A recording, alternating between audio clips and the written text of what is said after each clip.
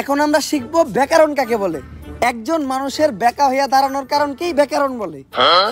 ব্যাকরণ মূলত দুই প্রকার, ভালো ব্যাকরণ আর টিকটক ব্যাকরণ। কোন ভালো মানুষ যখন বেকা হইয়া দাঁড়ায় ওটারে বলে ভালো ব্যাকরণ, আর কোন টিকটকার যখন টিকটক বানানোর সময় বেকা হইয়া বিদলা বিদলি করে ওটারে বলে টিকটক ব্যাকরণ। তা আমি যা পড়াইছি সবাই বুঝছো তো? হ্যাঁ স্যার। এখন আমি যা পড়াইছি ওগুলার মাঝখান থেকে প্রশ্ন ধরবো। তুই খারাপ, তুই কুমিরের রচনা কর।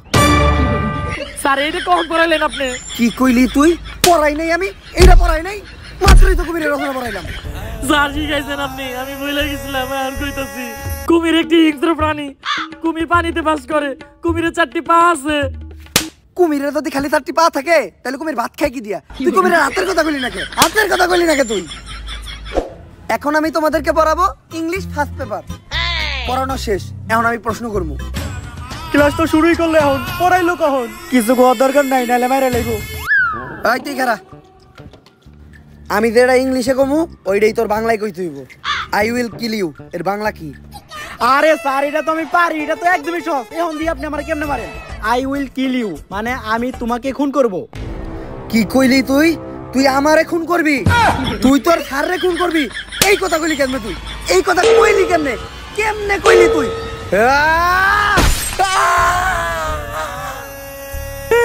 স্যার মায়া করে আপনি ধরেন না কে? এইবার আমি মেয়া করে ধরমু, মাইয়া করে অনেক কঠিন প্রশ্ন ধরমু। এই তুমি দাঁড়াও। এইবার ঠিক আছে, তুমি বলো অ্যাপেলের বাংলা কি? স্যার অ্যাপেলের বাংলা তো আনারস। একদম সঠিক উত্তর, ব্রিলিয়ান্ট স্টুডেন্ট। আপেলের বাংলা যদি আনারস হয় তাহলে পাইনাপেলের বাংলা কি? এই কথা কইছ না, নালে মারে লাইবো।